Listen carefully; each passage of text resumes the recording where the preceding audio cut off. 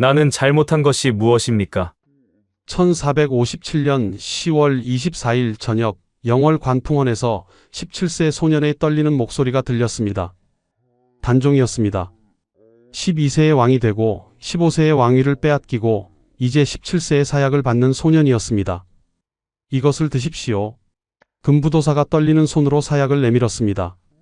그도 울고 있었습니다. 아버지, 김종서 대감, 성산문, 모두 어디로 가셨습니까? 단종이 사약을 들이켰습니다. 그렇게 조선의 가장 비극적인 왕이 죽었습니다. 그런데 누가 이 어린 왕을 죽인 것일까요? 바로 그의 숙부였습니다. 세종대왕의 둘째 아들, 원래는 왕이 될 수 없었던 남자가 조카를 죽이고 왕좌에 앉았습니다. 그는 왜 이런 선택을 한 것일까요? 그리고 그 대가는 무엇이었을까요? 이 이야기가 궁금하시다면 영상 끝까지 봐주세요.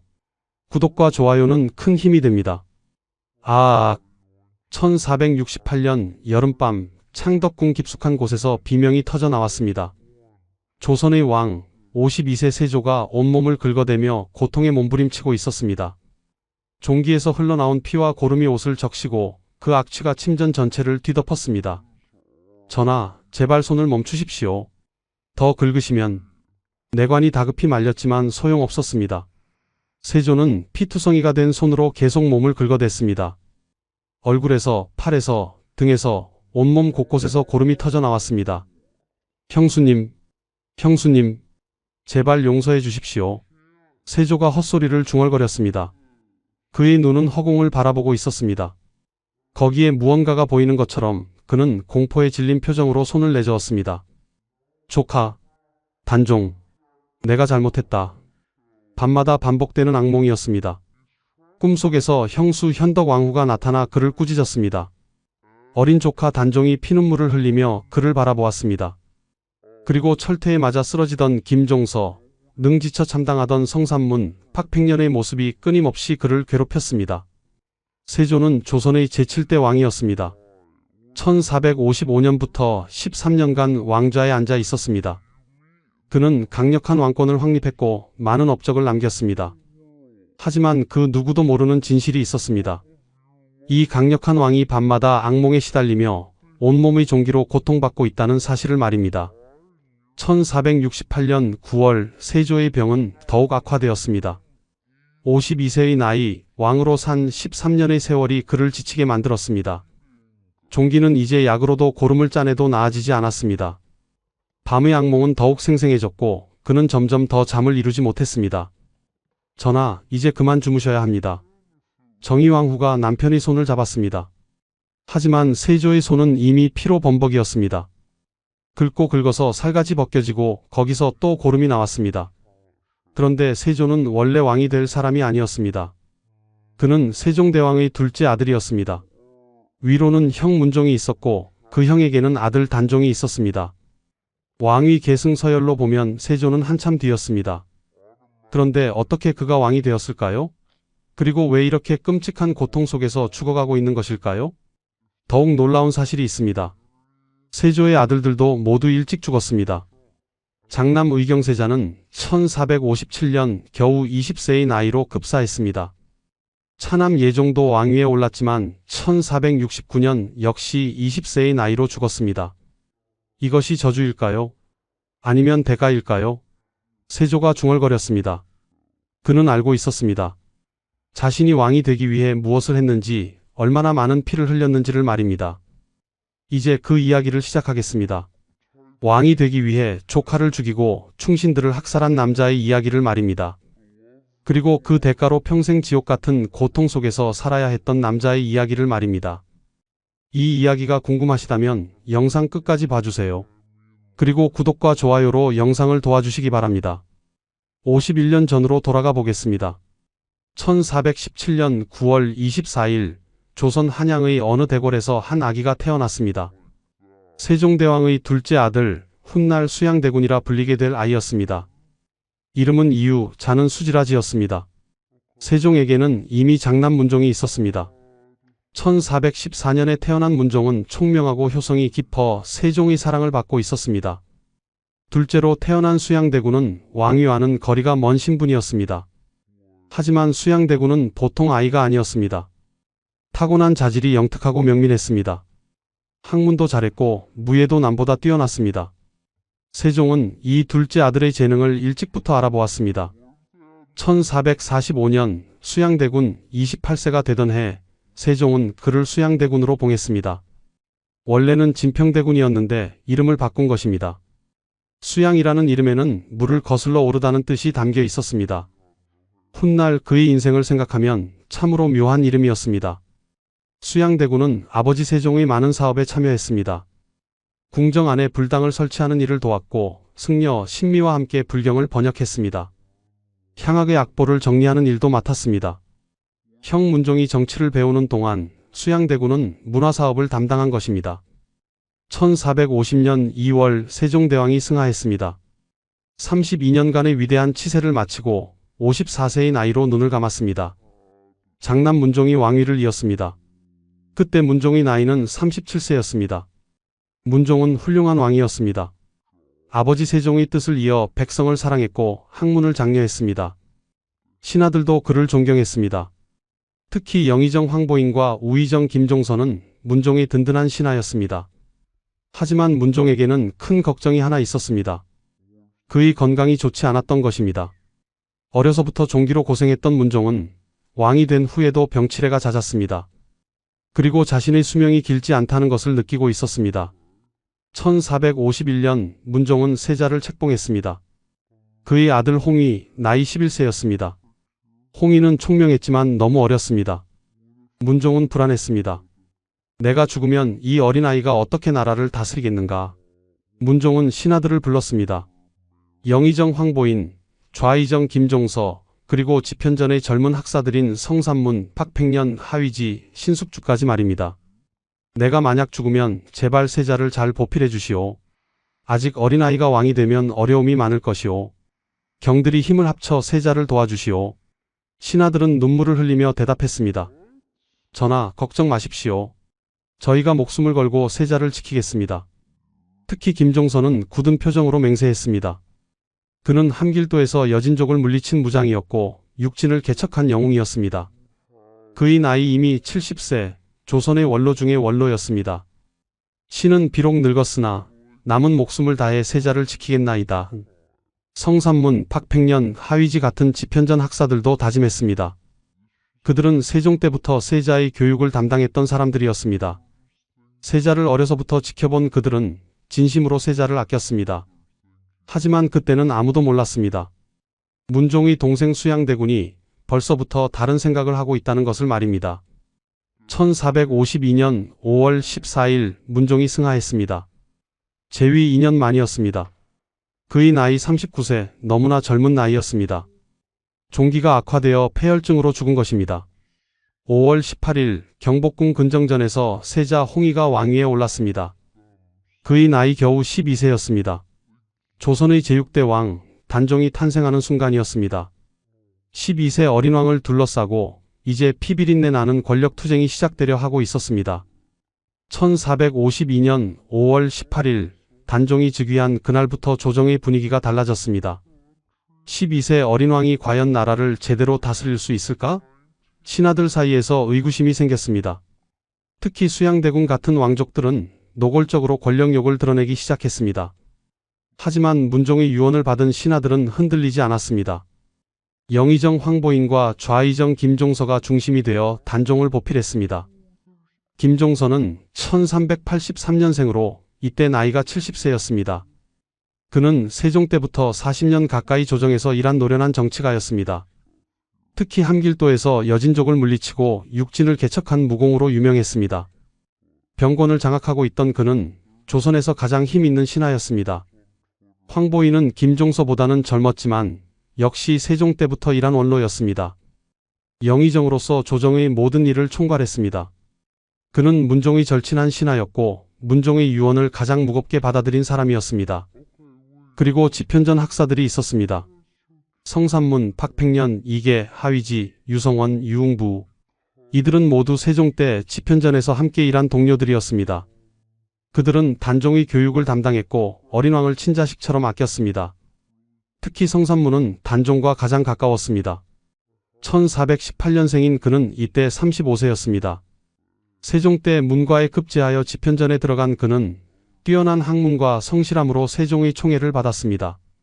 단종이 세자 시절부터 그의 교육을 담당했기에 둘 사이에는 특별한 정이 있었습니다. 박팽년은 1417년생으로 성삼문보다 한 살 위였습니다. 그는 경학, 문장, 글씨 모두에 뛰어나 집대성이라 불렸습니다. 세종이 직접 그의 문장을 칭찬할 정도였습니다. 그 역시 단종의 교육에 깊이 관여했습니다. 이계, 하위지, 유송원도 모두 비슷한 시기에 집현전에 들어와 함께 일한 동료들이었습니다. 그들은 1447년 문과 중시에 함께 급제한 동기였습니다. 20년 넘게 함께 학문을 닦고 같은 뜻을 품은 사람들이었습니다. 이들은 매일 조정에 나가 단종을 보필했습니다. 어린 왕이 실수하지 않도록 옆에서 조언했고 국정을 올바르게 운영하도록 도왔습니다. 전하, 이 일은 이렇게 처리하시는 것이 좋겠습니다. 전하, 백성들의 어려움을 먼저 헤아리셔야 합니다. 단종은 그들의 말을 귀담아 들었습니다. 어린 왕은 총명했고 배우려는 의지가 강했습니다. 신하들은 희망을 가졌습니다. 몇 년만 지나면 단종이 훌륭한 왕으로 성장할 것이라고 믿었습니다. 하지만 한 사람이 그것을 참을 수 없었습니다. 바로 수양대군이었습니다. 1452년 7월 단종이 즉위한 지 2달이 지난 때였습니다. 수양대군은 권람을 불렀습니다. 권람은 수양대군의 측근이었고 야심 있는 인물이었습니다. 권람, 자네는 지금 조정의 상황을 어떻게 보는가? 수양대군이 물었습니다. 대감마님, 김종서와 황보인이 모든 권력을 쥐고 있습니다. 상감께서는 어리시고 대신들이 마음대로 정사를 처리하고 있습니다. 그렇다면 내 자리는 어디인가? 나는 선왕의 동생이고 상감의 숙부이네. 그런데 왜 나는 조정에서 아무 힘도 없는가? 수양대군의 목소리에 분노가 섞여 있었습니다. 대감마님께서 힘을 쓰시려면 먼저 김종서 등을 제거하셔야 합니다. 권람이 조심스럽게 말했습니다. 그것은 반역을 의미하는 말이었습니다. 하지만 수양대군은 고개를 끄덕였습니다. 그렇게 해야겠군. 언제까지 조카 밑에서 신하 노릇을 할 수는 없지 않은가. 그날부터 수양대군의 은밀한 계획이 시작되었습니다. 권람, 한명회, 홍달손 등을 모아 밀약을 맺었습니다. 그들은 1년 넘게 신중하게 준비했습니다. 조정의 신하들은 그것을 전혀 눈치채지 못했습니다. 김종서와 황보인은 수양대군을 경계하기는 했지만 감히 역모를 꾸밀 것이라고는 생각하지 못했습니다. 그는 어쨌든 왕족이었고 세종대왕의 아들이었으니까요. 성삼문, 박팽년 같은 집현전 학사들도 마찬가지였습니다. 그들은 오직 단종을 잘 보필하는 것만 생각했습니다. 수양대군이 칼을 갈고 있다는 사실을 몰랐습니다. 1453년 10월 9일 밤 수양대군은 마지막 회의를 했습니다. 내일 밤이다. 내일 밤 김종서의 목을 치겠다. 참고 또 참았습니다. 1년 4개월을 기다렸습니다. 이제 더 이상 참을 수 없었습니다. 1453년 10월 10일 조선 역사상 가장 비극적인 밤이 다가오고 있었습니다. 1453년 10월 10일 그날은 평범한 가을밤이었습니다. 백성들은 모두 잠들었고 한양거리는 고요했습니다. 하지만 그 고요함은 곧 비명으로 찢어지게 될 것이었습니다. 밤 9시경 수양대군이 집을 나섰습니다. 그의 뒤에는 무장한 군사들이 따랐습니다. 임어울은, 유숙, 양정 같은 무사들이 철퇴와 칼을 들고 있었습니다. 첫 번째 목표는 김종서의 집이었습니다. 조용히 가자. 아무도 눈치채서는 안 된다. 수양대군이 낮은 목소리로 명령했습니다. 그들은 어둠 속을 조용히 이동했습니다. 김종서의 집은 멀지 않았습니다. 70세 노장 김종서는 그날 밤 책을 읽다가 막 잠자리에 들려던 참이었습니다. 40년 넘게 나라를 위해 일한 그는 이제 노년에 접어들었지만 여전히 정정했습니다. 단종을 보필하는 일이 그의 마지막 사명이라고 생각했습니다. 대감마님, 수양대군께서 찾아오셨습니다. 하인이 급히 알렸습니다. 김종서는 의아했습니다. 이 늦은 밤에 수양대군이 무슨 일로 찾아온 것일까? 들어오시라 하여라. 김종서가 옷을 갖춰 입고 나갔습니다. 수양대군이 마당에 서 있었습니다. 하지만 뭔가 이상했습니다. 수양대군의 표정이 너무 굳어 있었고 주변에 무장한 군사들이 보였습니다. 대감, 급한 일이 있어 왔소. 수양대군이 말했습니다. 그는 손에 편지를 들고 있었습니다. 무슨 일이시오? 김종서가 다가갔습니다. 수양대군이 편지를 내밀었습니다. 김종서가 달빛에 비춰 편지를 읽으려는 순간이었습니다. 지금이다. 수양대군이 외쳤습니다. 그 순간 이머울 운이 철퇴를 휘둘렀습니다. 화직, 둔탁한 소리와 함께 김종서가 쓰러졌습니다. 70세 노인의 머리가 철퇴에 맞아 깨진 것입니다. 피가 사방으로 튀었습니다. 아버지, 김종서의 아들 김승규가 뛰어나왔습니다. 하지만 그 역시 철퇴에 맞아 즉사했습니다. 순식간에 벌어진 일이었습니다. 조선 최고의 무장이자 단종의 보호자였던 김종서가 이렇게 허무하게 죽었습니다. 수양대군은 시신을 내려다보며 차갑게 말했습니다. 다음은 황보인이다. 서둘러라. 그들은 곧바로 황보인의 집으로 향했습니다. 영의정 황보인도 같은 방법으로 죽었습니다. 영의정부의 최고 어른이 한밤중에 철퇴에 맞아 죽은 것입니다. 수양대군의 군사들은 미리 준비한 대로 움직였습니다. 사대문을 장악하고 궁궐로 들어가는 길을 막았습니다. 한양은 순식간에 수양대군의 통제 아래 들어갔습니다. 새벽녘 수양대군은 창덕궁으로 들어갔습니다. 12세 단종은 아직 자고 있었습니다. 무슨 일이 벌어지는지도 모른 채 말입니다. 상감마님, 큰일 났습니다. 수양대군이 급히 들어가 소리쳤습니다. 무슨 일이오, 숙부? 단종이 놀라 일어났습니다. 김종서와 황보인이 영모를 꾸몄습니다. 신이 이를 미리 알아채고 제거했습니다. 뭐라고요? 단종은 믿을 수 없었습니다. 김종서와 황보인이 영모를? 아버지가 그토록 신뢰하던 신하들이? 상감마님, 저들은 안평대군과 짜고 상감마님을 폐하려 했습니다. 신이 아니었다면 큰일 날 뻔했습니다. 수양대군의 말은 거짓이었습니다. 김종서와 황보인은 영모를 꾸민 적이 없었습니다. 안평대군도 마찬가지였습니다. 하지만 12세 어린 단종이 그것을 어떻게 알겠습니까? 그렇다면 즉시 조정을 소집하셔야 합니다. 그리고 신에게 역적들을 처리할 권한을 주십시오. 단종은 떨리는 손으로 고개를 끄덕였습니다. 그는 너무 무서웠습니다. 그리고 어찌할 바를 몰랐습니다. 다음 날 아침 조정이 열렸습니다. 신하들이 하나씩 모였습니다. 그들은 밤새 무슨 일이 있었는지 소문으로 들었습니다. 김종서와 황보인이 죽었다고 했습니다. 수양대군이 그들을 죽였다고 했습니다. 경들, 김종서와 황보인은 영모를 꾸몄소. 고로 신이 처단했소. 수양대군이 차갑게 선언했습니다. 신하들은 아무 말도 못했습니다. 감히 반대할 수 없었습니다.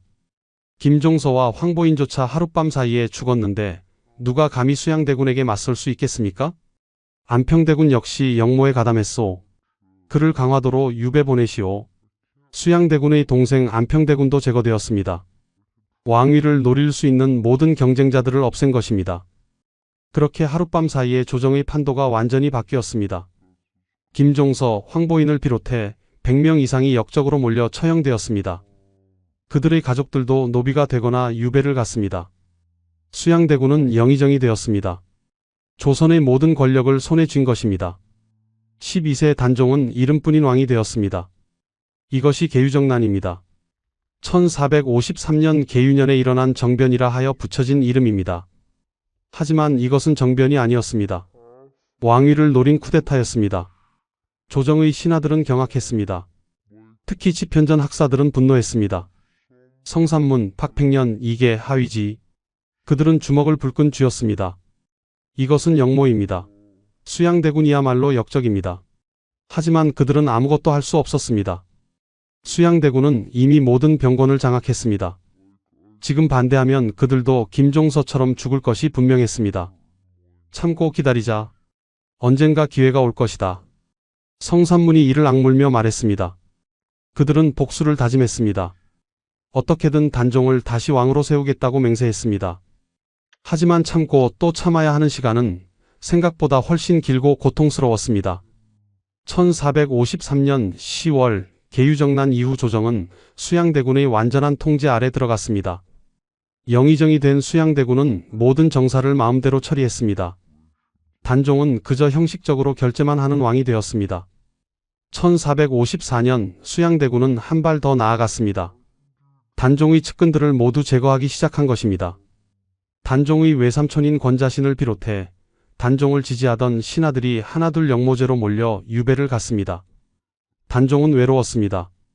아버지 문종이 믿고 맡긴 신하들은 모두 사라졌습니다.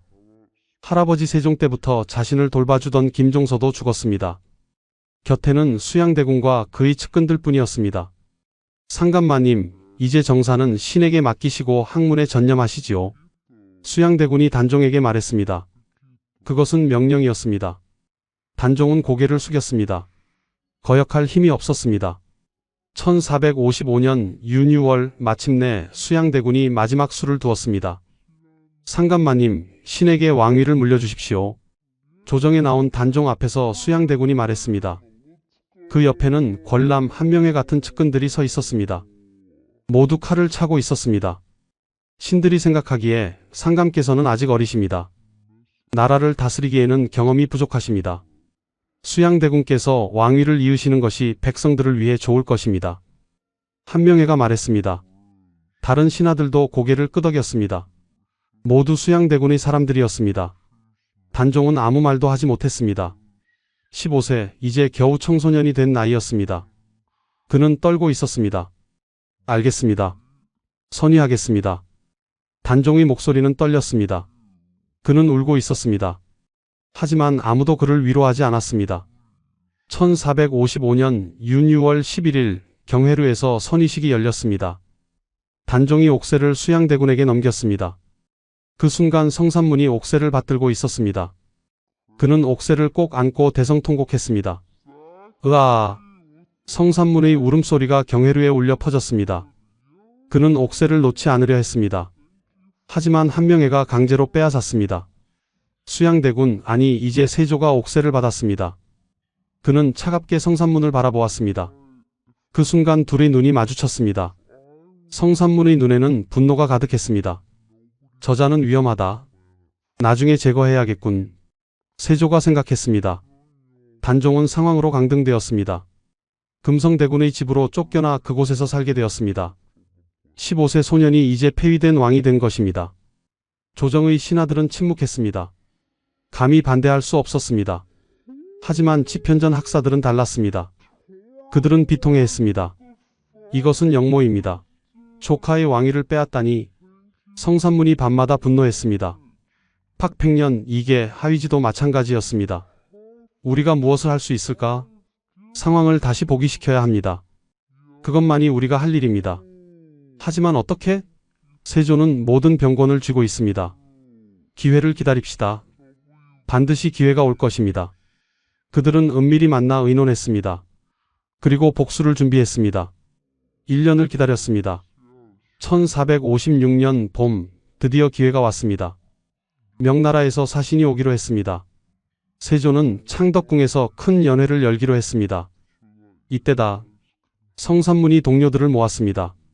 팍팽년, 이계, 하위지, 유성원, 유흥부가 모였습니다. 그리고 무관인 유흥부의 아버지 성승도 함께 했습니다. 연회 때 벼룬검을 설치합시다. 그리고 성승 어르신과 유흥부가 칼을 들고 세조 옆에 서는 겁니다. 그때 신호를 보내면 단번에 세조를 죽이는 것이지요. 그렇습니다. 세조와 그의 아들들을 모두 제거합니다. 그리고 상황을 다시 복위시킵니다.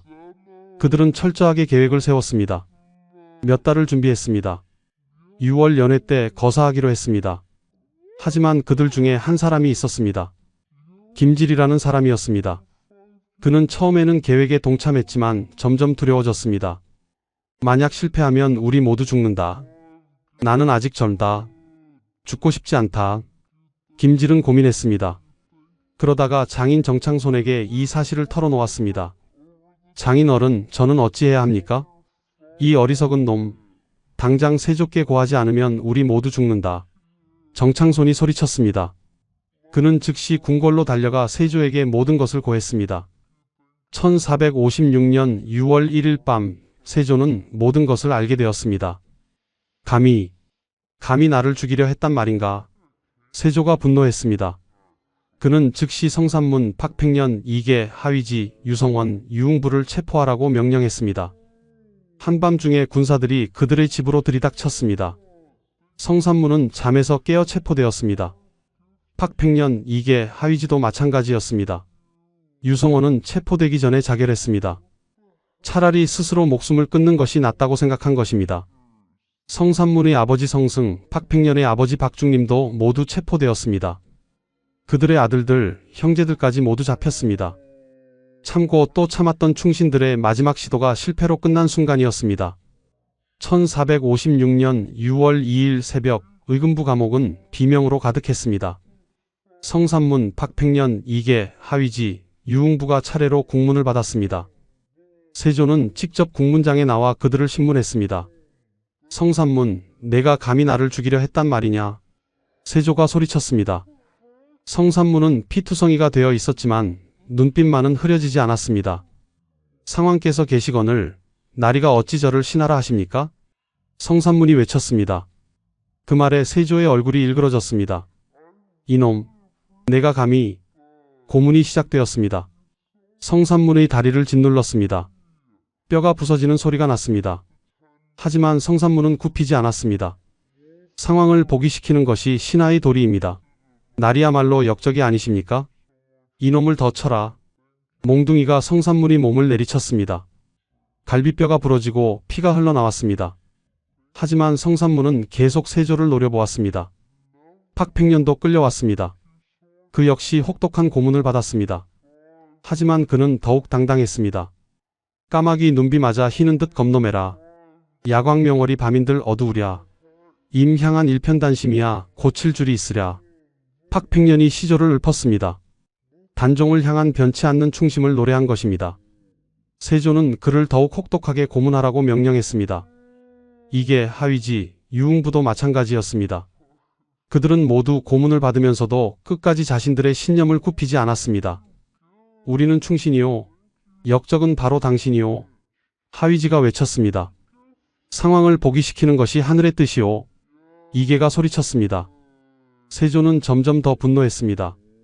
저들을 어떻게든 굴복시켜야 했습니다. 그래야 자신의 정당성을 세울 수 있었습니다. 하지만 그들은 죽음 앞에서도 굽히지 않았습니다. 박팽년은 고문을 견디지 못하고 옥중에서 죽었습니다. 1456년 6월 8일 그의 나이 40세였습니다. 그는 마지막까지 단종을 생각하며 죽었습니다. 1456년 6월 9일 처형이 집행되었습니다. 군기감 앞 형장에 사람들이 모였습니다. 세조는 가장 잔인한 형벌을 내렸습니다. 바로 거열형이었습니다. 거열형은 죄인의 팔다리를 소에 묶어 사방으로 찢어 죽이는 형벌이었습니다. 조선에서 가장 무서운 형벌이었습니다. 성산문이 먼저 끌려 나왔습니다. 그의 몸은 이미 고문으로 만신창이가 되어 있었습니다. 하지만 그의 눈빛만은 여전히 살아 있었습니다. 충신의 길을 걸었으니 후회는 없으오. 성산문이 마지막으로 외쳤습니다. 네 마리 소가 그의 팔다리를 끌기 시작했습니다. 사람들은 차마 눈을 뜨고 볼 수 없었습니다. 으악! 비명과 함께 성산문의 몸이 찢어졌습니다. 1418년생인 그는 그렇게 39세의 나이로 죽었습니다. 이계, 하위지, 유흥부도 같은 방법으로 죽었습니다. 그들은 모두 마지막까지 단종을 생각하며 죽어갔습니다. 성산문의 아버지 성승도 함께 처형되었습니다. 박팽년은 이미 옥중에서 죽었지만 그의 시신도 거열형에 처해졌습니다. 그들의 아버지, 형제, 아들까지 모두 처형되었습니다. 남자는 모두 죽이고 여자는 노비로 삼았습니다. 사육신과 관련된 70여 명이 죽거나 유배를 갔습니다. 삼족이 멸문당한 것입니다. 조정의 신하들은 공포에 떨었습니다. 세조를 조금이라도 반대하면 저렇게 끔찍하게 죽는다는 것을 보았습니다. 세조는 더 나아갔습니다. 집현전을 혁파했습니다. 사육신이 모두 집현전 출신이었기 때문입니다. 세종이 만들고 조선 학문의 중심이었던 집현전이 사라진 것입니다. 그리고 세조는 단종을 노려보았습니다. 저들이 왜 역모를 꾸몄을까? 바로 저 상황 때문이다. 1456년 6월 세조의 측근들이 상소를 올렸습니다. 상황의 존재가 나라를 어지럽힙니다.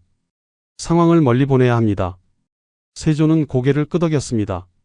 1457년 6월 단종은 노상군으로 강등되어 강원도 영월로 유배되었습니다.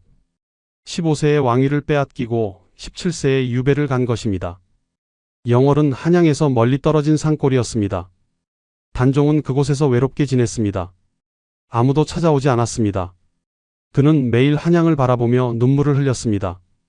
아버지, 김종서 대감, 성산문, 모두 다 어디로 가셨습니까? 1457년 10월 24일 단종에게 사약이 내려졌습니다. 세조의 측근들이 끊임없이 상소를 올렸던 것입니다. 노산군이 살아있는 한 영모가 끊이지 않을 것입니다. 세조는 더 이상 망설이지 않았습니다. 금부도사 왕방연이 사약을 들고 영월로 갔습니다. 1457년 10월 24일 오후 단종은 사약을 받았습니다. 야사에는 단종이 스스로 목을 맨 것으로 기록되어 있지만 실제로는 교살당했거나 사약을 받았을 것으로 추정됩니다. 나는 잘못한 것이 무엇입니까? 단종의 마지막 말이었습니다. 그는 그렇게 17세의 나이로 죽었습니다. 1441년생인 그는 이 세상에 17년밖에 살지 못했습니다. 12세의 왕이 되고 15세의 왕위를 빼앗기고 17세에 죽었습니다. 그 짧은 생애 동안 그가 무슨 잘못을 했을까요? 그는 그저 왕의 아들로 태어났을 뿐입니다. 세조는 그렇게 조카를 죽였습니다.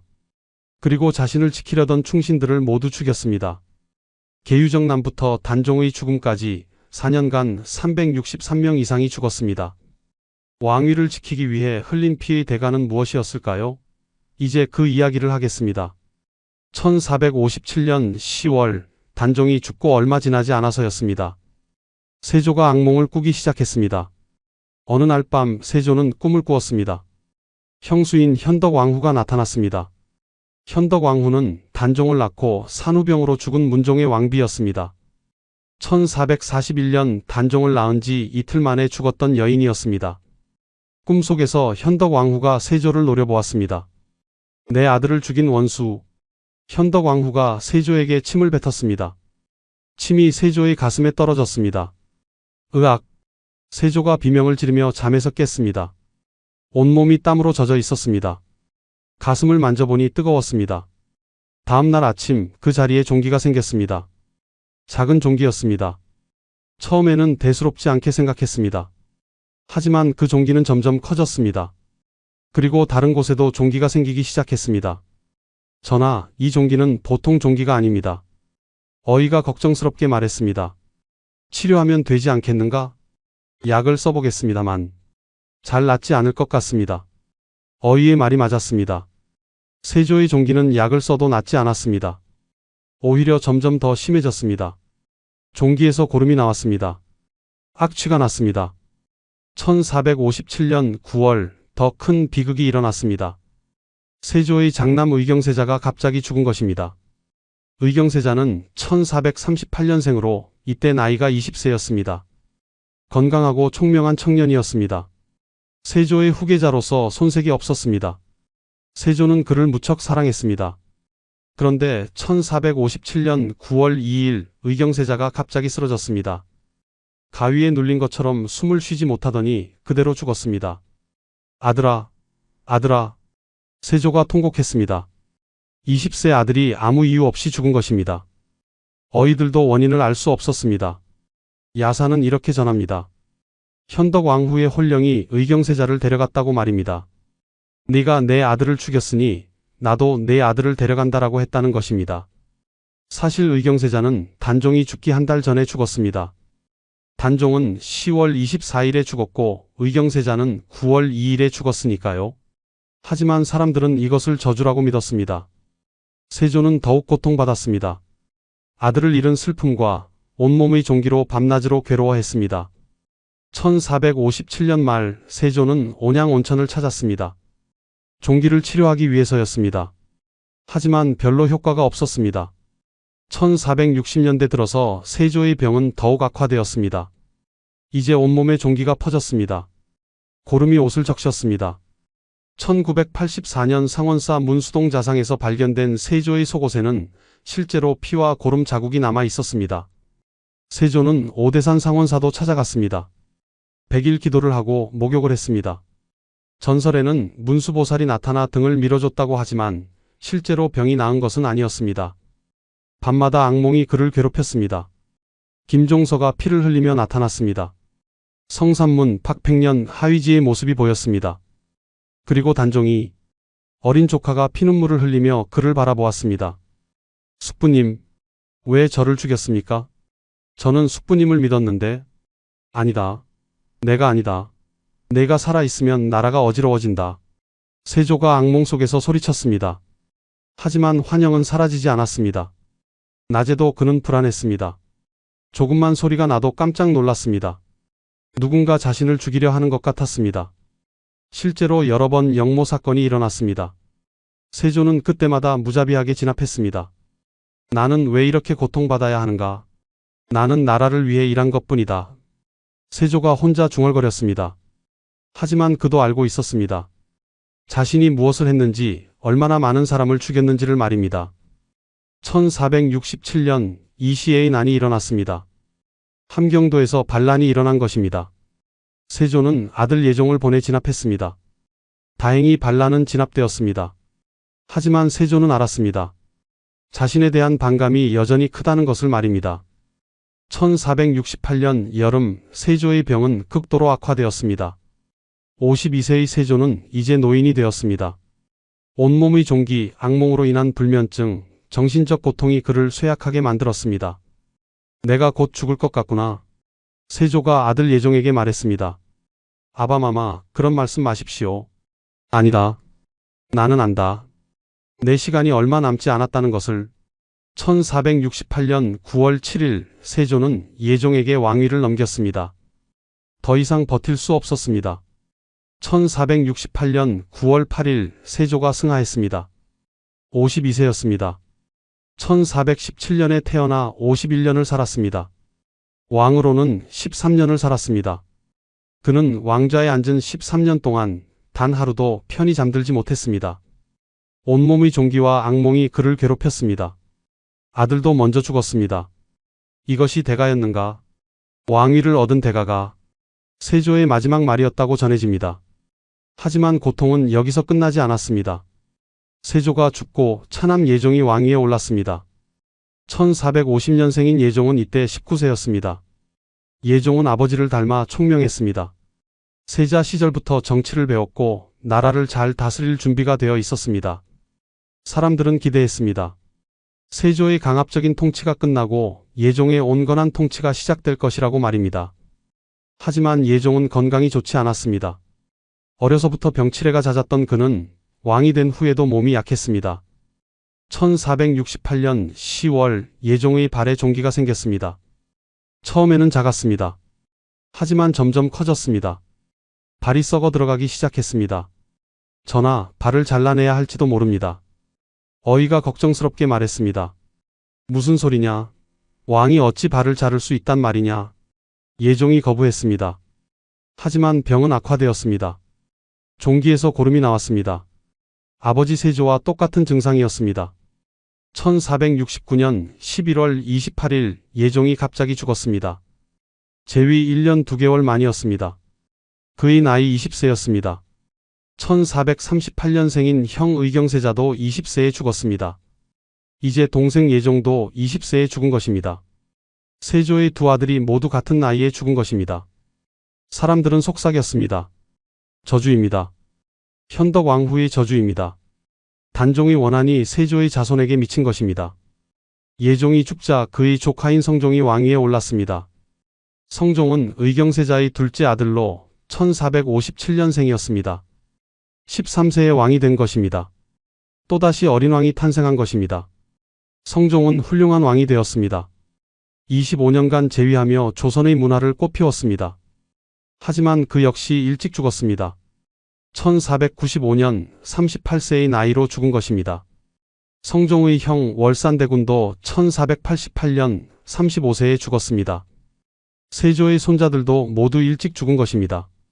한편 세조가 죽인 사람들은 오랫동안 역적으로 남았습니다. 김종서, 성삼문, 박팽년. 그들의 이름은 역사에서 지워졌습니다. 그들의 후손들은 천대받으며 살았습니다. 하지만 시간이 지나면서 사람들의 생각이 바뀌었습니다. 살인파 학자들이 성장하면서 세조의 왕위 찬탈을 비판하기 시작한 것입니다. 세조는 조카의 왕위를 빼앗았습니다. 이것은 명백한 역모입니다. 사육신은 충신입니다. 그들은 정당한 왕을 지키려 했을 뿐입니다. 1698년 숙종 때 일이었습니다. 단종이 복이 되었습니다. 죽은 지 241년 만이었습니다. 노산군이었던 그가 다시 왕으로 인정받은 것입니다. 능호를 장능이라 정했습니다. 그리고 사육신도 복권되었습니다. 성산문, 박팽년, 이계, 하위지, 유성원, 유웅부 그들에게 시호가 내려졌습니다. 역적이 아니라 충신으로 인정받은 것입니다. 1782년 정조는 노량진에 사육신의 신도비를 세웠습니다. 조선육신이라는 비석이었습니다. 그들의 충절을 기리기 위해서였습니다. 반면 세조는 어떻게 평가받았을까요? 그는 업적은 인정받았습니다. 강력한 왕권을 확립했고 경국대전 편찬을 시작했습니다. 국방력을 강화했고 육진사군을 완성했습니다. 하지만 그의 왕위 찬탈은 절대 정당화될 수 없었습니다. 조카를 죽이고 충신들을 학살한 그의 행위는 역사의 깊은 상처로 남았습니다. 권력은 영원하지 않습니다. 세조는 왕위를 얻었지만 평생 고통받았습니다. 그의 아들들도 일찍 죽었습니다. 그가 죽인 사람들은 충신으로 기억되었고 그는 찬탈자로 기억되었습니다. 어린 왕을 지키려던 신하들 모두 죽이고 왕좌에 앉았던 남자의 이야기였습니다. 그는 왕이 되었지만 단 하루도 행복하지 않았습니다. 모든 행동에는 대가가 따릅니다. 세조가 흘린 피는 그 자신과 그의 자손들에게 돌아왔습니다. 어쩌면 그가 가장 고통받은 것은 온몸의 종기가 아니라 자신의 양심이었을지도 모릅니다. 만약 그가 조카를 지켰다면 어땠을까요? 만약 충신들의 말을 들었다면 어땠을까요? 만약 권력 대신 의리를 선택했다면 어땠을까요? 역사에 만약은 없습니다. 하지만 우리는 생각해 볼 수 있습니다. 권력과 양심, 당신이라면 무엇을 선택하시겠습니까? 지금까지 세조의 이야기였습니다. 역사는 승자의 기록이라고 합니다. 하지만 때로는 승자도 불행했습니다. 왕좌를 얻었지만 영혼을 잃은 남자의 이야기였습니다. 구독과 좋아요로 영상을 도와주시기 바랍니다. 다음에도 더 좋은 역사 이야기로 찾아뵙겠습니다. 감사합니다. 죄인의 아들로 태어났다는 것이 내 죄였소. 역적 은원군을 잡았다. 강화 유수 황승원의 탄핵이 올라갔습니다. 사헌부, 사간원, 홍문관의 대신들이 연일 상소를 올렸습니다. 은원군을 즉시 사사하소서. 6월 13일 사사령이 내려왔습니다. 17일이 지난 오늘 사약이 도착했습니다. 은원군 그는 조선의 왕자였습니다. 정조대왕의 친동생 은원군 2인. 왕족으로 태어났지만 평생 역적의 누명을 쓰고 살았습니다. 47년 전 아버지 사도세자가 뒤주 속에서 죽는 것을 8살 어린 나이에 목격했습니다. 죄인의 아들로 태어나 영모의 칼날 아래 47년을 살았습니다. 과연 그는 정말 역적이었을까요? 왕의 동생이라는 신분이 왜 저주가 되었을까요? 이 이야기가 궁금하시다면 영상 끝까지 봐주세요. 구독과 좋아요는 큰 힘이 됩니다. 1801년 6월 30일 강화도 유배지 가시덤불 울타리 안쪽 한 남자가 무릎을 꿇고 앉아 있었습니다. 그의 앞에는 검은 사약 한 잔. 48세 은원군 2인 조선의 왕자였던 그는 이제 영모의 죄인일 뿐이었습니다. 사약을 받으시옵소서. 관리의 냉담한 목소리가 온막 안을 채웠습니다. 은원군의 손이 떨렸습니다. 그러나 떨림은 두려움 때문이 아니었습니다. 분노였습니다. 억울함이었습니다. 나는 영모를 꾀한 적이 없소. 그의 목소리는 쉬어 있었습니다. 한 달 전 탈출을 시도했다가 붙잡힌 후 그는 제대로 된 음식 한 끼 먹지 못했습니다. 가시울타리로 둘러싸인 천극안치 그곳에서 그는 가족의 얼굴조차 볼 수 없었습니다. 그의 머릿속에 석 달 전 광경이 떠올랐습니다. 1801년 3월 17일 아내 상산군부인 송씨가 사약을 받았습니다. 며느리 평산군부인 신씨도 함께 죽었습니다. 천주교를 믿었다는 죄목이었습니다. 마마, 이 몸이 천주를 믿은 것은 사실이옵니다. 하오나 마마께서는 아무것도 아시지 못하셨사옵니다. 송씨의 마지막 절규가 귀에 생생했습니다. 하지만 조정의 대신들은 귀를 막았습니다. 정순왕후가 수렴청정을 하는 조정에서 은원군은 이미 죽은 목숨이나 다름없었습니다. 25년 전이 떠올랐습니다. 1776년 3월 이복형님 정조께서 왕위에 오르신 날, 그날 은원군은 울었습니다. 드디어 구원받을 수 있다는 희망 때문이었습니다. 제주도 유배에서 풀려나 형님 곁으로 돌아간 그날 정조는 그의 손을 잡고 말했습니다. 동생, 이제 두려워하지 마시오. 과인이 살아있는 한 그대를 지키겠소. 24년간 정조는 약속을 지켰습니다. 노론 벽파가 끊임없이 은원군을 죽이라고 상소를 올렸지만 정조는 막아냈습니다. 1786년 아들 상계군이 영모에 연루되어 강화도로 유배될 때도 정조는 사형만은 막았습니다. 15년간의 강화도 유배 생활, 그것은 형님의 필사적인 보호 덕분이었습니다. 하지만 1800년 8월 18일 정조가 세상을 떠났습니다. 그날 은원군은 알았습니다. 자신의 시간도 얼마 남지 않았다는 것을. 11세 순조가 즉위하고 정순왕후가 수렴청정을 시작하자 조정에는 다시 은원군을 사사하라는 상소가 빗발쳤습니다. 은원군은 역적의 아비입니다. 홍국영의 영모에 가담했고 그 아들 상계군을 세자로 만들려 했습니다. 천주교도를 단속하지 못한 죄도 크옵니다. 왕실의 씨앗을 남겨둘 수 없습니다. 은원군은 참고 또 참았습니다. 형님이 그렇게 가르쳤습니다. 참으시오. 때가 오면 모든 것이 풀릴 것이오. 하지만 형님은 이제 이 세상 사람이 아니었습니다. 1801년 2월 신유박해가 시작되었습니다. 천주교도를 잡아들이는 와중에 아내와 며느리가 신자임이 드러났습니다. 양재궁에서 주문모 신부를 숨겨준 일도 밝혀졌습니다. 은원군은 억울했습니다. 자신은 천주교에 대해 아무것도 몰랐습니다. 하지만 누가 믿어주겠습니까? 3월 17일 아내와 며느리가 사약을 받았습니다. 그 소식을 들은 은원군은 가시울타리 안에서 절규했습니다. 아니요. 저들은 죄가 없소. 죄가 있다면 나요. 나를 죽이시오. 하지만 그의 외침은 강화도 바람에 흩어질 뿐이었습니다. 5월 27일 새벽 비가 내렸습니다. 은원군은 서자 이철뜻과 함께 결심했습니다. 이대로 죽을 수는 없다고. 가시덤불 울타리를 뚫고 그들은 탈출을 시도했습니다. 거적을 가시덤불 사이에 들이밀어 틈을 만들었습니다. 가시에 찢긴 손에서 피가 흘렀지만 은원군은 멈추지 않았습니다. 이철득이 먼저 빠져나갔고 은원군이 뒤따랐습니다. 아버님, 어서 가십시다. 강화와 김포의 경계까지 도망쳤습니다. 하지만 그곳에서 그들은 붙잡혔습니다. 강화 병졸들이 그들을 포위했습니다. 역적 은원군을 잡았다. 강화 유수 황승원의 탄핵이 올라갔습니다. 사헌부, 사간원, 홍문관의 대신들이 연일 상소를 올렸습니다. 은원군을 즉시 사사하소서. 6월 13일 사사령이 내려왔습니다. 17일이 지난 오늘 사약이 도착했습니다. 은원군은 사약잔을 들어 올렸습니다. 검은 액체가 흔들렸습니다. 그의 평생이 주마등처럼 스쳐갔습니다. 1754년 궁녀의 아들로 태어난 날, 1762년 아버지가 뒤주에 갇혀 죽은 날, 1771년 동생 은신군이 제주도에서 죽은 날, 1776년 형님이 왕이 된 날, 1786년 아들이 영모에 연루되어 강화도로 온 날, 그리고 1800년 형님이 죽은 날. 형님, 저는 정말 영모를 꾀한 적이 없습니다. 은원군은 사약을 들이켰습니다. 쓰디 쓴 액체가 목구멍을 타고 내려갔습니다. 독이 온몸에 퍼지기 시작했습니다. 죄인의 아들로 태어났다는 것이 내 죄였소. 그의 몸이 앞으로 쓰러졌습니다. 48년의 삶이 그렇게 끝났습니다. 조선 영조의 손자 사도세자의 아들, 정조의 동생. 하지만 죽는 순간까지 그는 영모의 죄인이었습니다. 과연 이 사람은 어떤 삶을 살았기에 이렇게 비참한 최후를 맞았을까요? 왕의 동생이라는 신분이 왜 저주가 되었을까요? 이 이야기가 궁금하시다면 영상 끝까지 봐주세요. 구독과 좋아요는 이 채널에 큰 힘이 됩니다. 47년 전으로 돌아가 보겠습니다. 1754년 2월 1일 창덕궁 후궁전. 아기가 나왔습니다. 산파의 외침이 조용한 궁궐을 깨웠습니다.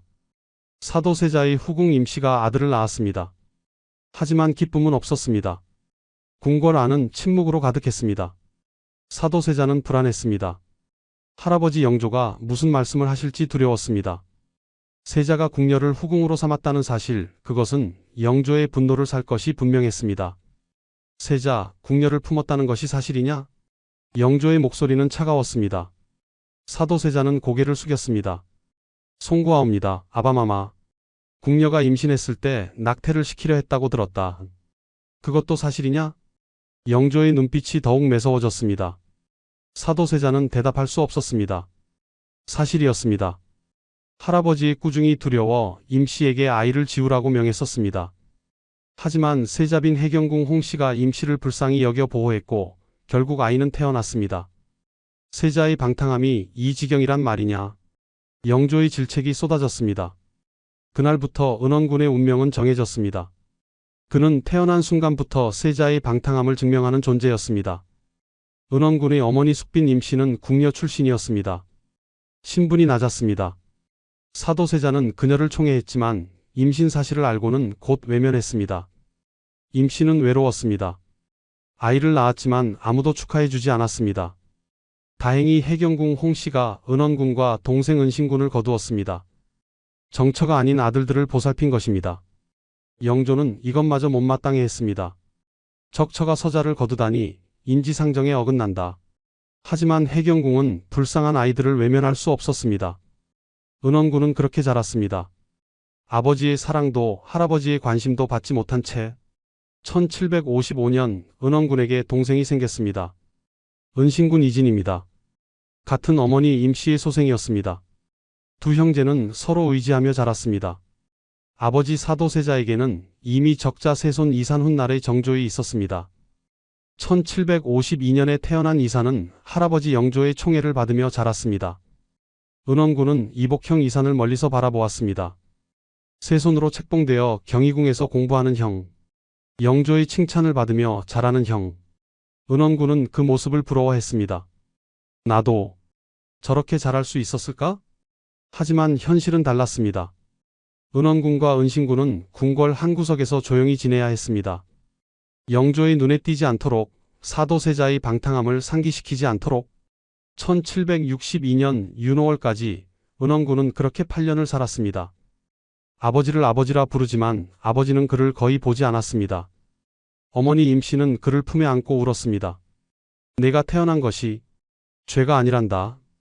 하지만 은원군은 알았습니다. 자신의 존재 자체가 아버지를 곤란하게 만든다는 것을, 할아버지를 화나게 한다는 것을. 1764년 영조 40년 은원군은 10세가 되었습니다. 그해 그는 정식으로 은원군에 봉해졌습니다. 왕자군의 칭호를 받은 것입니다. 하지만 기쁨은 없었습니다. 1765년 11세의 나이에 은원군은 혼인했습니다. 신부는 진천 송씨 송낙휴의 딸이었습니다. 훗날 상상군 부인으로 불리게 될 여인입니다. 송씨는 은원군보다 한 살 위였습니다. 마마, 첩은 마마를 평생 모시겠사옵니다. 송씨의 맹세였습니다. 그녀는 그 약속을 지켰습니다. 36년 후 신유박해 때 사약을 받을 때까지. 혼인 후 은원군은 아내와 함께 작은 처소에서 살았습니다. 그들은 가난했습니다. 왕자군이라는 칭호는 있었지만 경제적 지원은 충분하지 않았습니다. 1762년은 은원군의 인생을 완전히 바꾼 해였습니다. 그해 윤 5월 이모화변이 일어났습니다. 아버지 사도세자가 할아버지 영조의 명으로 뒤주에 갇힌 것입니다. 8세 은원군은 그 광경을 멀리서 보았습니다. 아버지가 뒤주에 갇히는 모습, 어머니 임씨가 울부짖는 모습, 이복형 세손 이산이 할아버지 앞에 무릎 꿇고 애원하는 모습. 아바마마, 아버님을 살려주소서. 하지만 영조는 냉혹했습니다. 8일간 사도세자는 뒤주 안에 갇혀 있었습니다. 그리고 윤 5월 21일 사도세자는 죽었습니다. 그날 은원군의 세계가 무너졌습니다. 아버지가 죽었습니다. 아버지를 죽인 것은 할아버지였습니다. 8세 소년이 이해하기에는 너무 잔혹한 현실이었습니다. 엄마, 아버지는 왜 죽으셨어요? 임씨는 아들을 안고 울 수밖에 없었습니다. 무어라 설명할 수 있겠습니까? 할아버지가 아버지를 죽였다고, 당쟁과 광증과 오해가 뒤엉킨 비극이라고. 이모화변 직후 은원군과 그의 가족은 궁 밖으로 쫓겨났습니다. 어머니 임씨, 동생 은신군과 함께 한양 변두리 작은 집에서 살게 되었습니다. 죄인의 자식이라는 낙인이 찍혔습니다. 사람들은 그들을 피했습니다. 왕족이었지만 이제는 죄인의 가족일 뿐이었습니다. 은원군은 그날 깨달았습니다. 왕족이라는 신분이 저주가 될 수도 있다는 것을, 아버지를 잘못 두었다는 이유만으로 평생 고통받을 수 있다는 것을. 하지만 그때는 아무도 몰랐습니다. 이 아이가 평생 영모의 칼날 아래 살게 될 줄은, 형이 왕이 되어도 그를 완전히 지켜줄 수 없을 줄은. 이모화변 이후 은원군의 삶은 완전히 달라졌습니다. 궁궐을 나온 그는 한양 변두리 작은 집에서 어머니, 동생과 함께 살았습니다. 왕자군이라는 칭호는 있었지만 그들의 삶은 가난했습니다. 영조는 사도세자를 죽인 후 그의 자식들을 멀리했습니다. 다만 세손 이산만은 예외였습니다. 이산은 할아버지의 명으로 효장세자의 양자로 입적되어 왕위 계승권을 유지했습니다. 하지만 서자 은원군과 은신군은 달랐습니다. 1767년 영조는 임씨에게 살 집을 마련해주라고 명했습니다. 한성에 작은 저택이 생겼고 이곳은 훗날 양재궁으로 불렸습니다. 은원군과 그의 가족은 그곳에서 살았습니다. 하지만 경제적으로 어려웠습니다. 왕실의 지원은 충분하지 않았습니다. 은원군과 은신군은 생활비를 마련하기 위해 시전 상인들에게 빚을 졌습니다. 그런 상황에서 뜻밖의 도움이 왔습니다. 해경궁 홍씨의 아버지 홍봉안이 형제의 빚을 대신 갚아준 것입니다. 홍봉안은 사도세자의 장인이었지만 사도세자 제거에 관여했다는 의혹을 받던 인물이었습니다. 왜 홍봉안이 은원군 형제를 도왔는지는 알 수 없습니다. 혹자는 세손 이산의 비위를 맞추기 위해서라고 했고 혹자는 양심의 가책 때문이라고 했습니다. 하지만 이 일은 오히려 화를 불렀습니다. 1769년 영조 45년 대신 김기주 등이 이를 두고 집요하게 탄핵했습니다.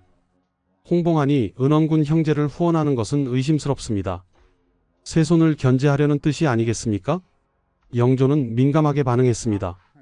당시 일부 노론 벽파는 세손을 제거하고 다른 후계자를 세우려는 움직임이 있었습니다. 영조는 이를 경계하고 있었습니다. 1771년 영조 47년 사건이 터졌습니다. 은원군과 은신군이 시전 상인들에게 수백냥의 빚을 지고 갚지 않은 사실이 드러났습니다. 게다가 은신군의 보모 황덕혜의 남동생 황경룡이 내시들과 결탁하여 상인들의 재물을 탈취했다는 혐의도 불거졌습니다. 영조는 진노했습니다. 왕자군의 신분으로 상인들에게 빚을 지다니 이것이 무슨 행실이냐? 은원군은 17세, 은신군은 16세였습니다. 두 형제는 충청도 직산현으로 유배되었고 곧이어 제주도 대정현으로 이배되었습니다. 위리안치, 가시울타리로 둘러싸인 곳에 갇힌 것입니다. 제주도는 멀었습니다. 한양에서 바다를 건너야 하는 먼 곳이었습니다. 은원군 형제는 처음으로 한양을 떠났습니다. 배를 타고 거친 바다를 건넜습니다. 제주도 대정현 유배지는 춥고 습했습니다. 두 형제는 좁은 방에서 함께 지냈습니다. 은신군은 형 은원군을 의지했습니다. 형님, 우리는 언제 돌아갈 수 있을까요? 곧 할아버님의 마음이 풀리실 것이다. 은원군은 동생을 위로했지만 자신도 확신이 없었습니다. 영조의 분노가 언제 풀릴지 알 수 없었습니다. 제주도의 겨울은 혹독했습니다. 1771년 그해 겨울은 유독 추웠습니다. 은신군이 기침을 하기 시작했습니다. 형님, 춥습니다. 은신군의 몸이 점점 약해졌습니다. 풍토병이었습니다. 제주도의 기후에 적응하지 못한 것입니다. 은원군은 동생을 간호했습니다. 약을 구하려 했지만 유배지에서 구할 수 있는 약은 제한적이었습니다. 1771년 3월 29일 은신군이 숨을 거두었습니다. 17세의 나이였습니다. 유배 온 지 불과 2년 만이었습니다. 동생아. 은원군은 동생의 시신을 안고 울었습니다. 함께 자란 동생, 어려운 시절 함께 버텨온 동생이 죽었습니다. 그의 곁에는 이제 아무도 없었습니다. 은신군의 시신은 도성으로 운구되었습니다. 영조는 손자의 죽음에 조금은 마음이 움직였습니다. 그리고 은원군을 석방하라고 명했습니다. 1774년 영조 50년 5월 12일 은원군은 특명으로 복직되었습니다. 제주도에서 풀려나 한양으로 돌아올 수 있었습니다. 3년간의 유배가 끝난 것입니다. 하지만 은원군의 마음은 무거웠습니다. 동생을 잃었습니다. 유배지에서 죽은 동생. 그 죄책감은 평생 그를 따라다녔습니다. 한양으로 돌아온 은원군은 20세가 되었습니다. 아내 송씨가 그를 맞았습니다. 3년 동안 홀로 기다린 아내였습니다. 마마, 돌아오셨습니다. 송씨는 눈물을 흘렸습니다. 은원군도 아내를 껴안았습니다. 고생이 많았소. 이제 평온한 날들이 올 것이오. 하지만 그것은 착각이었습니다. 평온한 날은 오지 않았습니다. 2년 후 영조가 승하하고 이복형 이산이 왕위에 올랐습니다. 정조의 시대가 시작된 것입니다. 은원군은 희망을 품었습니다. 형님이 왕이 되었으니 이제는 안전할 것이라고. 하지만 역사는 그에게 또 다른 시련을 준비하고 있었습니다. 1776년 3월 5일 영조가 승하했습니다. 83세의 나이로 52년간의 재위를 마친 것입니다. 3월 10일 세손 이산이 왕위에 올랐습니다. 조선의 22대 왕 정조입니다. 즉위식 당일 정조는 신하들 앞에서 선언했습니다. 과인은 사도세자의 아들이다. 이 선언은 충격이었습니다. 정조는 효장세자의 양자로 입적되어 왕위를 계승했습니다. 하지만 그는 자신이 사도세자의 아들임을 분명히 밝힌 것입니다. 은원군은 멀리서 이 소식을 들었습니다. 눈물이 흘렀습니다. 형님이 아버지를 인정한 것입니다. 사도세자가 죄인으로 죽었지만 그의 아들이 왕이 되어 아버지를 기억하겠다고 선언한 것입니다. 정조는 즉위 직후 은원군을 불렀습니다. 22세의 은원군이 궁궐로 들어갔습니다. 24세의 정조가 그를 맞았습니다. 동생, 형님. 두 사람은 포옹했습니다. 사도세자의 아들들, 같은 비극을 겪은 형제였습니다. 과인이 살아있는 한 그대를 지키겠소. 다시는 유배가는 일이 없도록 하겠소. 정조의 약속이었습니다. 은원군은 고개를 숙였습니다. 형님, 감사하옵니다. 정조는 은원군에게 관직을 주었습니다. 원릉 수릉관, 종부시제조, 수덕대부, 명예로운 직책들이었습니다. 경제적 지원도 충분히 해주었습니다. 은원군은 처음으로 안정된 삶을 살게 되었습니다. 22세부터 24세까지 2년간은 평화로웠습니다. 아내 송씨와 함께 행복한 시간을 보냈습니다. 1769년 은원군에게 아들이 태어났습니다. 장남 이담입니다. 훗날 상계군으로 불리게 될 아이였습니다. 은원군은 기뻤습니다. 대를 이을 아들이 생긴 것입니다. 하지만 1778년 사건이 벌어졌습니다. 정조의 측근 홍국영이 이를 저지른 것입니다. 홍국영은 정조를 지키기 위해 헌신한 인물이었습니다. 정조 즉위 초기 세손 시절부터 정조를 보호했습니다. 정조는 그를 믿고 막강한 권력을 주었습니다. 1778년 정조 2년 홍국영은 자신의 누이 동생을 정조의 후궁으로 들였습니다. 원빈 홍씨였습니다. 홍국영의 의도는 분명했습니다. 원빈이 아들을 낳으면 그 아들을 세자로 만들겠다는 것이었습니다. 하지만 1779년 정조 3년 원빈 홍씨가 갑자기 죽었습니다. 소생 없이 죽은 것입니다. 홍국영의 계획이 무너졌습니다. 그때 홍국영은 다른 방법을 생각했습니다.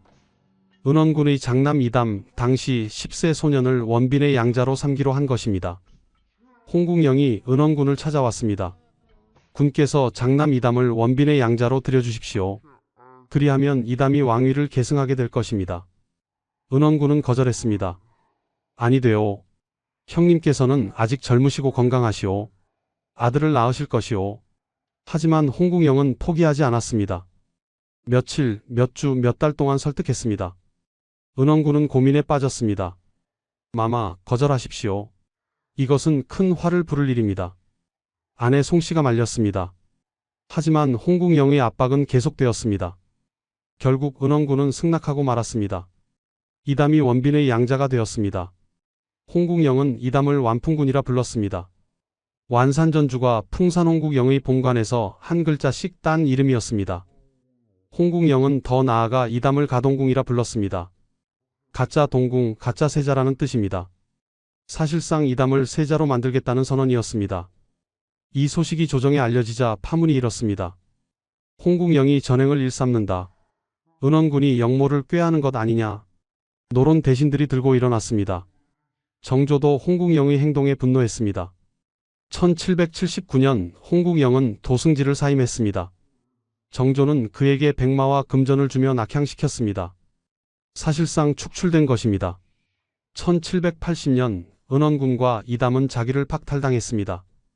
이담의 이름도 상계군으로 고쳐졌습니다. 하지만 정조는 그들을 죽이지 않았습니다. 형제를 지키겠다는 약속을 지킨 것입니다. 은원군은 두려웠습니다. 홍국영의 일에 연루되어 영모의 혐의를 받게 되었습니다. 비록 정조가 살려주었지만 조정 대신들의 의심은 계속되었습니다. 역적의 아비, 사람들이 은원군을 그렇게 불렀습니다. 은원군은 억울했습니다. 자신은 홍국영의 계략에 이용당한 것뿐이었습니다. 하지만 누가 믿어주겠습니까? 1781년 홍국영이 강릉에서 죽었습니다. 34세의 나이였습니다. 하지만 은원군의 시련은 끝나지 않았습니다. 홍국영은 죽었지만 은원군과 상계군은 살아 있었습니다. 그들의 존재 자체가 위험 요소였습니다. 1786년 정조 10년 은원군의 삶은 또다시 무너졌습니다. 그해 32세였던 은원군에게 최악의 소식이 전해졌습니다. 상계군을 왕세자로 추대하려는 영모가 발각되었습니다. 구선복이라는 인물이 주모자였습니다. 그는 상계군 이담을 왕위에 올리려는 계획을 세웠습니다. 홍국영의 잔당들과 연결되어 있었다는 의혹도 있었습니다. 정조는 즉시 국문을 명했습니다. 구선복이 잡혀왔고 고문이 시작되었습니다. 내가 상계군을 추대하려 했다는 것이 사실이냐? 그러하옵니다. 구선복의 자백이었습니다. 하지만 상계군이 직접 연루되었는지는 불분명했습니다. 17세 소년 이담은 아무것도 몰랐을 가능성이 높았습니다. 하지만 조정 대신들은 가만히 있지 않았습니다. 상계군을 사사하소서, 은원군 일가를 모두 제거하소서, 영모의 씨앗을 남겨두어서는 안됩니다. 연일 상소가 올라왔습니다. 정조는 고뇌했습니다. 동생을 지키고 싶었지만 신하들의 압박이 거셌습니다.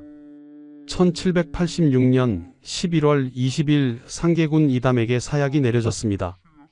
정확히는 음독 자살을 강요당한 것입니다.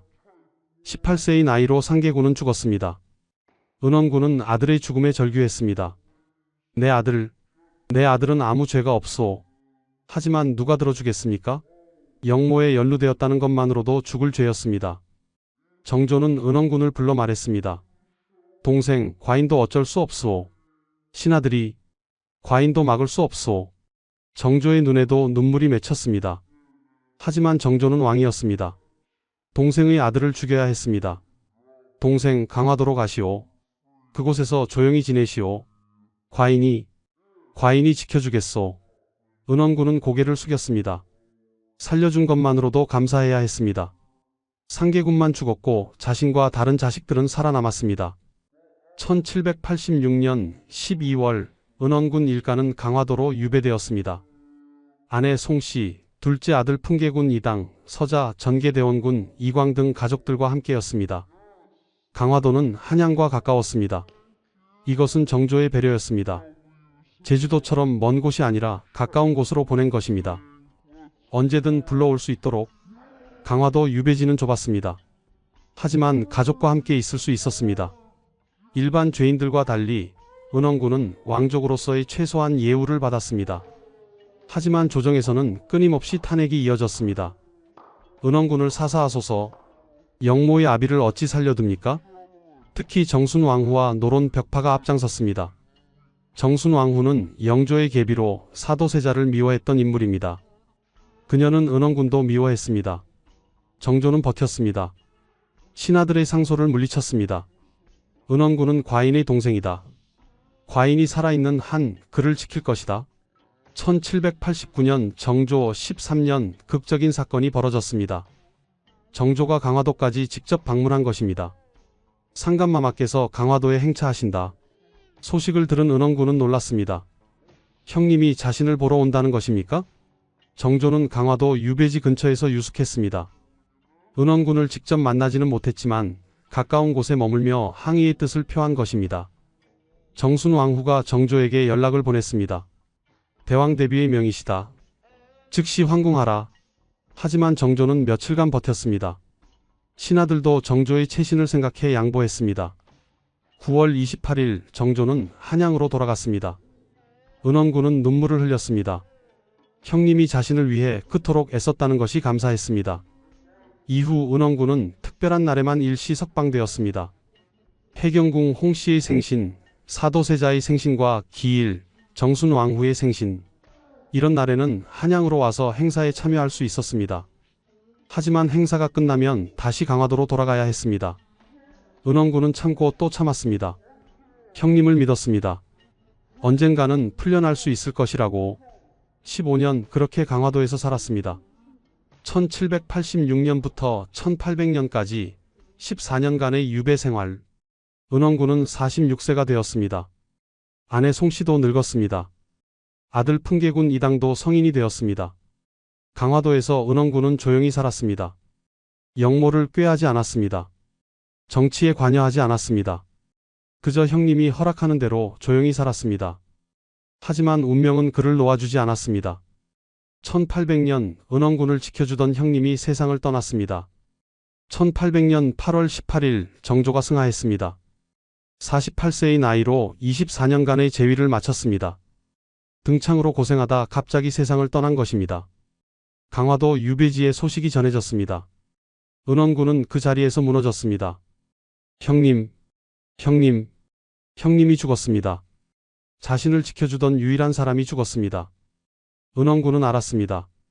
이제 자신의 시간도 얼마 남지 않았다는 것을. 11세 순조가 즉위했습니다. 정조의 아들이었지만 너무 어렸습니다. 정순왕후가 수렴청정을 시작했습니다. 바로 그날부터 은원군을 사사하라는 상소가 쏟아졌습니다. 은원군은 영모를 꾀한 자입니다. 상계군을 추대하려 했던 역적의 아비입니다. 사도세자의 혈통을 남겨두어서는 안 됩니다. 정순왕후는 은원군을 미워했습니다.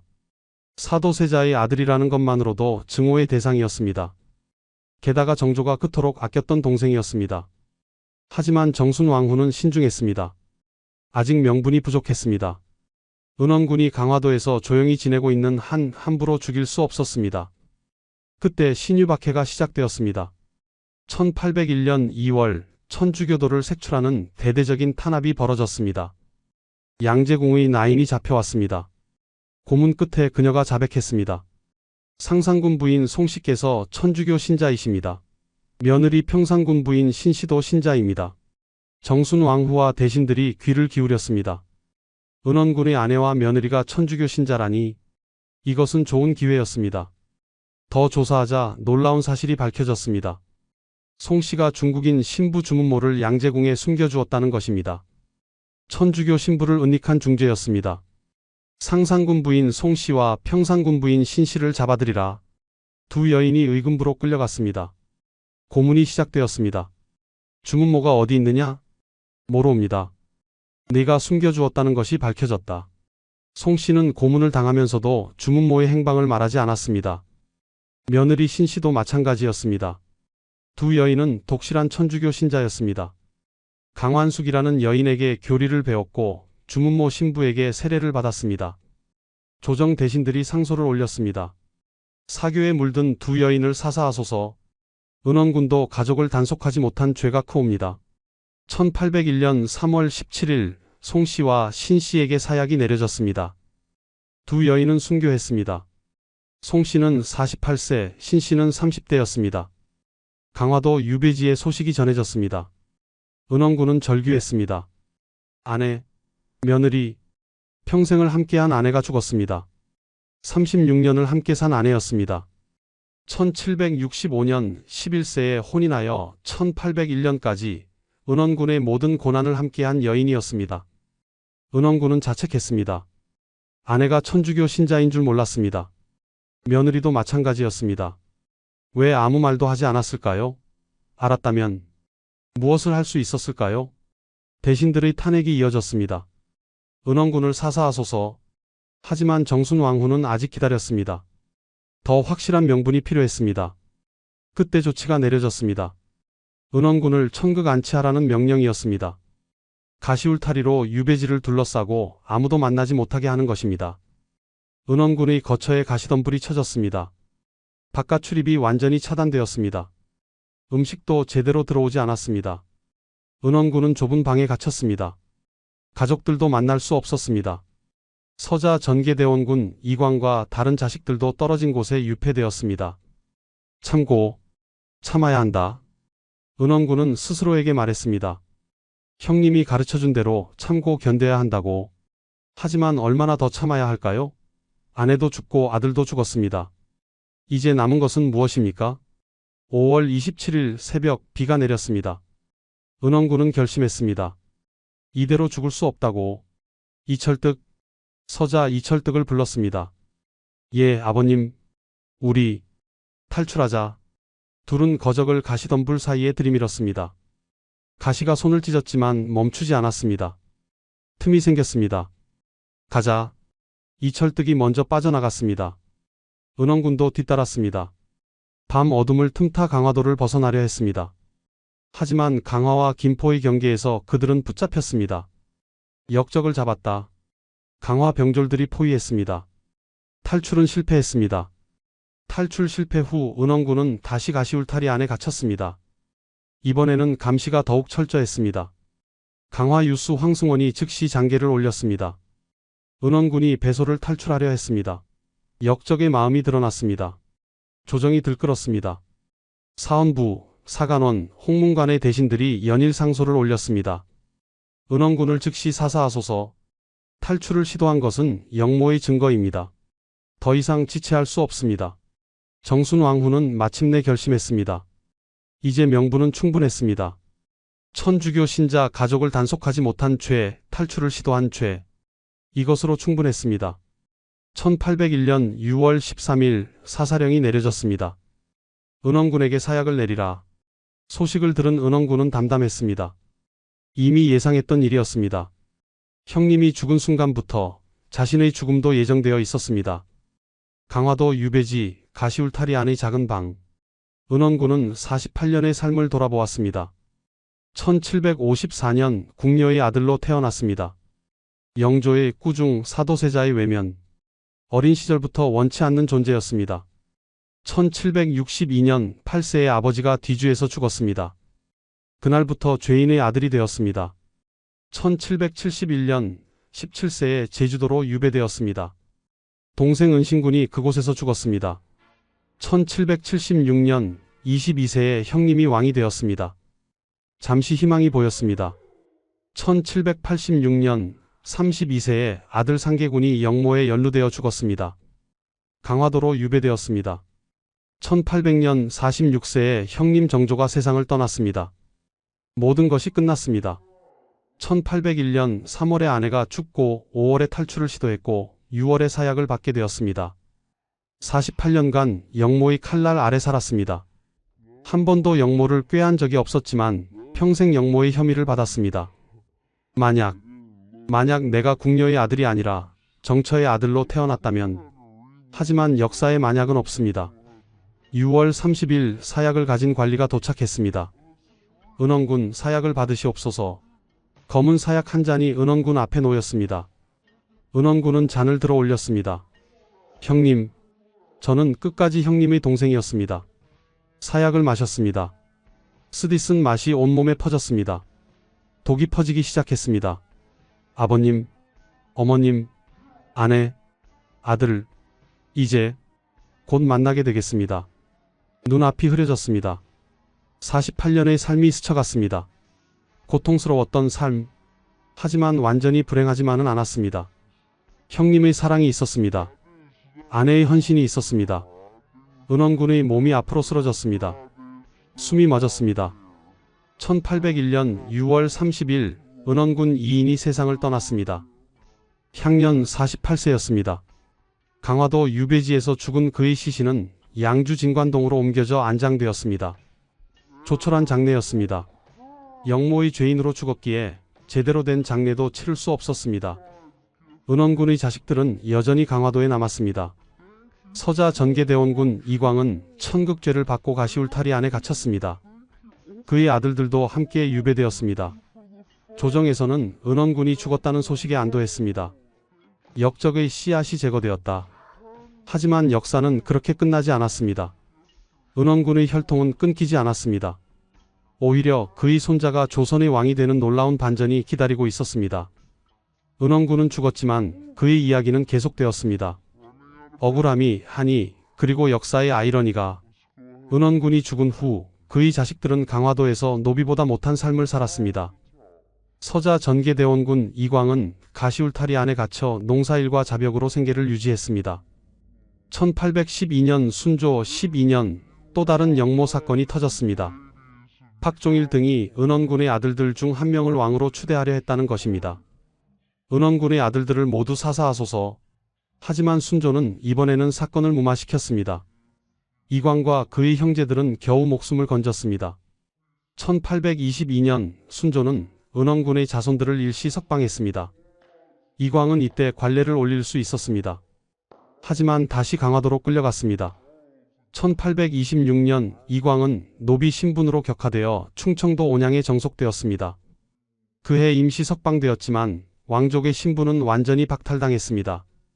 1830년 순조 30년 순조의 특명으로 은원군의 자손들이 최종 석방되었습니다. 이광은 한성으로 와서 경행방 향교동에 작은 집을 마련하고 살았습니다. 이광은 이미 45세가 되어 있었습니다. 평생을 빈농으로 살았습니다. 하지만 만년에는 어느 정도 여유로운 생활을 할 수 있었습니다. 첩도 두었습니다. 1785년 태어난 이광은 아들 셋을 두었습니다. 척자 회평군 이원경, 서자 영평군 이경응, 그리고 막내 서자 이원범입니다. 이원범은 1831년 한성에서 태어났습니다. 어머니는 염씨라는 첩이었습니다. 1841년 헌종 7년 이광이 한성사저에서 병으로 죽었습니다. 57세였습니다. 평생 왕족으로 대접받지 못하고 자기도 없이 죽었습니다. 1844년 헌종 10년 또 다른 영모 사건이 터졌습니다. 몰락한 노론 가문 출신 민진용이 이광의 장남 이원경을 왕으로 추대하려 했다는 것입니다. 사건이 발각되어 민진용은 능지처 잠당했습니다. 이원경도 사사되었습니다. 1844년 9월 6일 18세의 나이로 죽었습니다. 은원군의 가문은 여전히 영모의 표적이었습니다. 할아버지 은원군이 죽은 지 43년이 지났지만 그의 후손들은 여전히 위험한 존재였습니다. 하지만 1849년 놀라운 일이 벌어졌습니다. 헌종이 후사 없이 승하한 것입니다. 대왕 대비 순원 왕후는 후계자를 정해야 했습니다. 왕실의 적통이 끊긴 상황이었습니다. 순원 왕후는 결정을 내렸습니다. 전개대원군 이광의 셋째 서자 이원범을 왕으로 삼기로 한 것입니다. 1849년 6월 6일 19세의 이원범이 조선의 제25대 왕으로 즉위했습니다. 철종입니다. 강화도 빈농의 아들이 왕이 된 것입니다. 은원군의 손자가 왕위에 오른 것입니다. 철종 즉위 후 가장 먼저 한 일은 할아버지 은원군의 복권이었습니다. 선조 은원군은 억울하게 죽었다. 복권하라. 1850년 철종은 청나라의 변무사를 파견하여 은원군의 억울함을 알렸습니다. 1851년 철종은 친필로 은원군의 신도비문을 지었습니다. 조인영이 비문의 글씨를 썼습니다. 강화도에서 가져온 돌로 신도비를 세웠습니다. 1858년 철종 9년 상계군도 복권되어 정일품에 추증되었습니다. 1871년 고종 8년 은원군에게 충정공이라는 시호가 내려졌습니다. 충성스럽고 올바른 공, 그런 뜻이었습니다. 역사의 아이러니였습니다. 평생 영모의 죄인으로 몰렸던 은원군, 그의 손자가 왕이 되면서 뒤늦게 명예를 회복한 것입니다. 하지만 너무 늦었습니다. 은원군은 이미 죽은 지 48년이 지났습니다. 아내 송씨도, 아들 상계군도, 동생 은신군도 모두 죽었습니다. 철종은 할아버지를 만나보지 못했습니다. 태어나기 30년 전에 이미 세상을 떠난 할아버지. 하지만 철종은 할아버지의 한을 풀어주고 싶었습니다. 역사는 결국 은원군에게 정의를 돌려주었습니다. 늦었지만 그의 억울함이 풀렸습니다. 지금까지 은원군 2인의 이야기였습니다. 1754년 죄인의 아들로 태어나 1801년 영모의 혐의 속에서 47년을 살다 간 남자, 8세의 아버지를 잃고 17세에 유배되고 32세의 아들을 잃고 46세의 형을 잃고 48세의 사약을 받았습니다. 하지만 그의 손자가 왕이 되면서 역사는 그에게 뒤늦은 명예를 돌려주었습니다. 권력은 영원하지 않고 역사는 때로 정의를 회복시킨다는 교훈을. 하지만 그 대가는 너무 컸습니다. 이 이야기가 여러분께 작은 깨달음이 되길 바랍니다. 구독과 좋아요 부탁드리며 다음에 더 좋은 영상으로 찾아뵙겠습니다. 감사합니다.